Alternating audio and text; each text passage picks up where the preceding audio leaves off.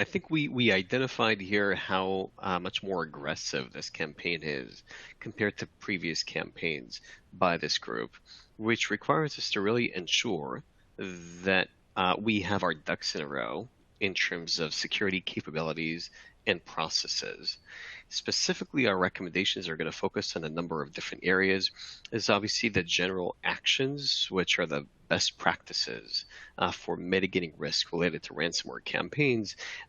The second thing that we're going to talk about is how do we focus specifically on capabilities that are part of the Cybereason stack to mitigate the risk coming from this specific attack, and how do we ensure that we have these capabilities set to the right configuration and enabled. We also have additional materials, artifacts, blogs, in-depth threat analysis that's going to become available on the website, and some of the threat analysis is already ready for in-depth review on the customer portal, the Nest. So when we look at mitigating this risk and specifically focusing on Cybereason capabilities, as you know, the Cybereason prevention stack includes extensive coverage against a large variety of techniques that adversaries use to deliver and to execute malicious payloads and malware. The two layers of this stack that are critical in the disruption of this recent Black Basta ransomware campaign, which we recommend customers ensure are deployed and set to prevent in their environments, are VPP and behavioral ransomware prevention.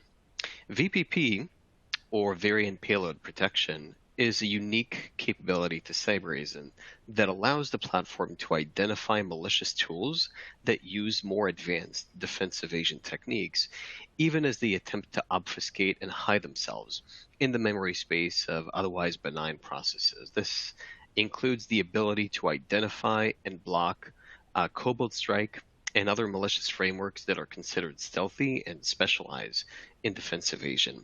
In this specific campaign, Black Basta has been leveraging tools like Qakbot strike to drive key stages in the attack lifecycle, and basically blocking these key stages enables Cybereason customers to disrupt the entire operation and avoid its impact. Behavioral ransomware protection is able to detect and prevent abnormal file encryption processes, which will block even never before seen ransomware strains from impacting data, basically providing another safety net.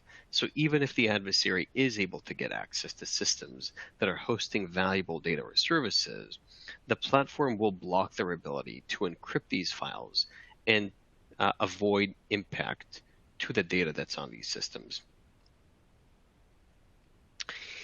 As such, it's highly recommended to ensure that these two Cybereason NGAV capabilities, VPP and behavioral ransomware protection, are deployed and enabled. It's important to note that VPP is included starting version 21.2.160.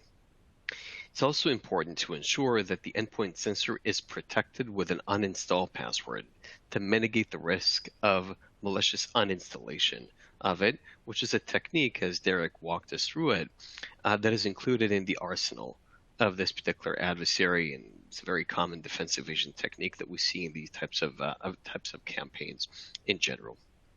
Now, alongside ensuring that we reduce our attack surface through the next-gen AV prevention capabilities and proper configuration and posture settings, it's critical to ensure that we have an ability to dramatically reduce our time to response to these events and these incidents. We noticed how effective this group has become in this recent campaign, essentially reducing their time from initial access to full-blown impact to, in some cases, 12 hours. And so what that means to us is that from the moment of the first detection of that activity, we need our security operations to be extremely efficient in seeing it, understanding it, and taking the effective response actions that are needed to remove that adversary from the environment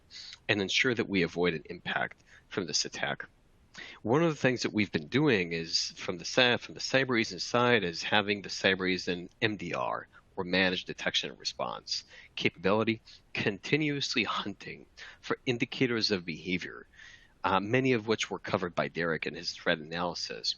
And a good portion of them are also detailed in the threat analysis document that is included in the nest. But basically, proactively hunting for these indicators of behavior for this group and for this campaign, so we can reduce the time to detect, and basically working in coordination with MDR customers to respond effectively in time, as well as engaging and escalating to IR where needed.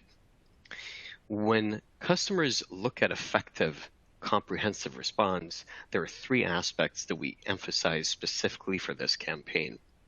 When you've detected indication of this campaign, ensure that you mitigate risk to the user accounts that were potentially compromised in the attack. These can be user accounts, but these can also be service accounts, as the adversary here is leveraging them for lateral movements and other procedures during the attack. It's important to identify and block the command and control network connections that the adversary here is using to drive that attack forward.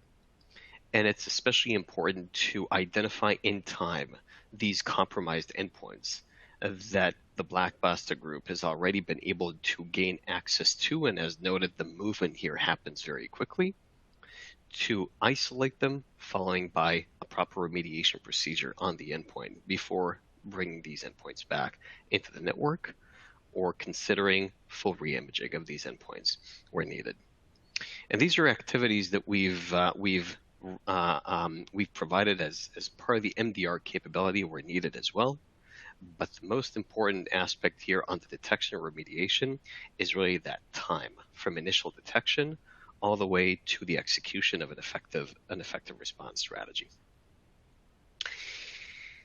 And with that said, I'd like to thank my friend Derek Masters, Senior Security Analyst at Cybereason, as well as thank you, our customers, for joining us on this session. I hope this content was both timely and valuable for you.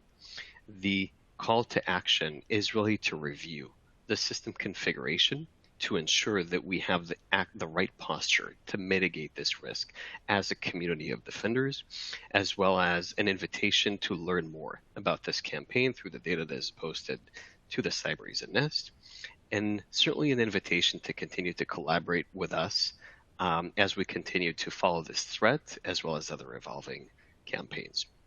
Thank you so much.